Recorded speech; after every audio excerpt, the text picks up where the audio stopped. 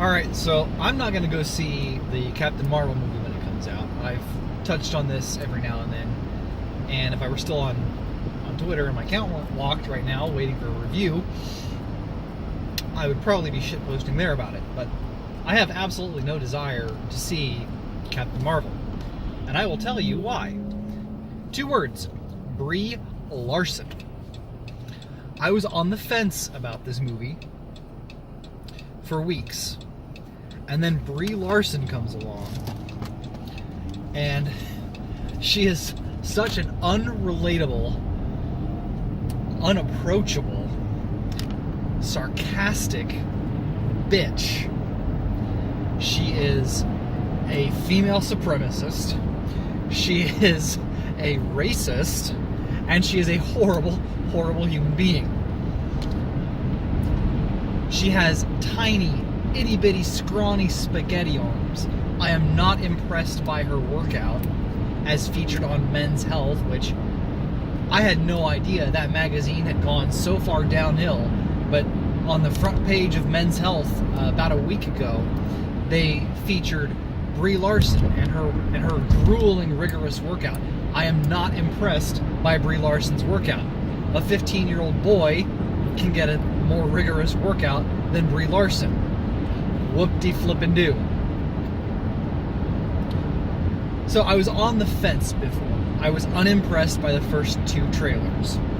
And then she drops her comment about white dudes.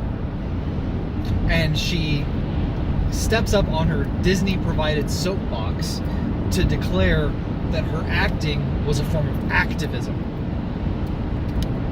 That is my hard and fast, I'm out moment. When you make my entertainment and my escapism about a political message, I'm out. I go to escape, I go to engage in some fantasy, I go to see some really cool special effects and some kick-ass fighting. Brie can't give you any of that. She has no stage presence. She's a sarcastic, sardonic bitch. She's completely and totally unlikable. And she just doesn't have the physicality, the physical presence of an action hero.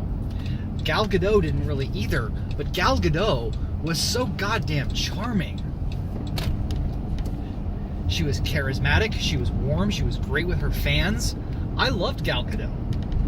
I've seen Wonder Woman. It was an okay movie. Gal Gadot is an okay actress. She really lacks in that physicality. But, I mean, her personality off screen was warm and inviting. She wanted more people to see her movie, and she wasn't constantly going on and on and on about how she's a strong, empowered woman who don't need no man. It was just, hey, come see my movie, it's gonna be fun, it kicks ass. That was it. That's all you need to do. My bar, my expectations for action films are really fucking low. Give me some cool special effects, give me some cool practical stunts. That's all I want. I mean, I still watch Die Hard, and that was made, 30 years ago on a budget? Some of my favorite action movies have really low budget. There is a weird kind of comedy action film you can watch on Amazon Prime. It's called The Second to Last Worst Day of My Life. The majority of the action on that occurs off camera, and I still consider it an action film. It's primarily a comedy, but I mean, it's great. You hear some great engaging fights. It has a super low budget, and it's a lot of fun. I can't say that Captain Marvel is going to have that same fun factor. Especially with how, is it Paul Feige? The idiot who ruined Ghostbusters is now setting forth to ruin a character that nobody knew about, in a role that nobody cares about, in a film that nobody asked for. I have a feeling Captain Marvel is going to be a very short-lived hero. I was reading, apparently Captain Marvel has been rebooted something like 7 or 8 times over his, and Captain Marvel was originally a man, over his life in comics. Marvel doesn't know what they want to do with their namesake, with Captain Marvel. They don't know what they want to do with him. Nobody knows what to do with Captain Marvel. He kind of suffers from that Superman complex.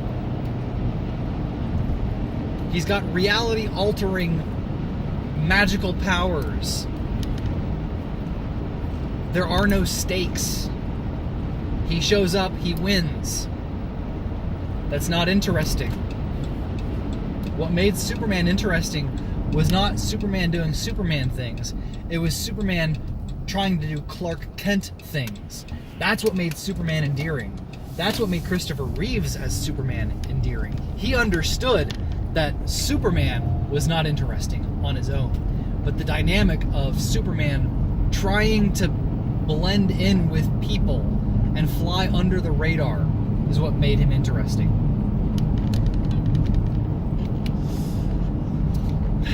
I'm never gonna watch a movie with Brie Larson unless she comes out with an extremely heartfelt public apology and runs an apology tour, basically.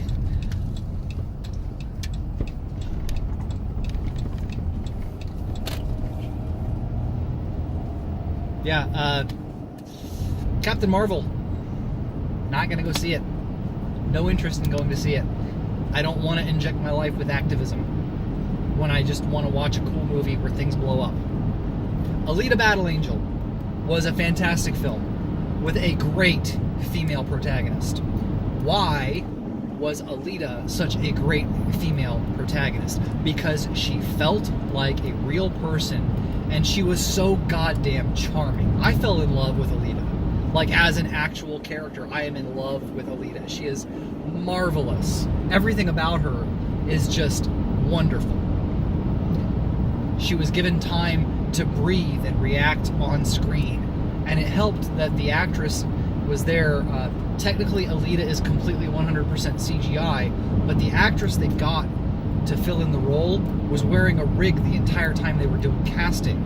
So people are able to actually react to her, and she's able to react to the sets, and they did motion capture for the entire film, and it shows. James Cameron is a genius. And on top of that, as part of their media circuit, they gave a girl robot hands. Brie Larson is lecturing white dudes on being white dudes, and the studio behind Alita Battle Angel is giving a childhood amputee fucking robot hands. Point Alita. Suck it, Marvel. Suck it long and suck it hard. Later.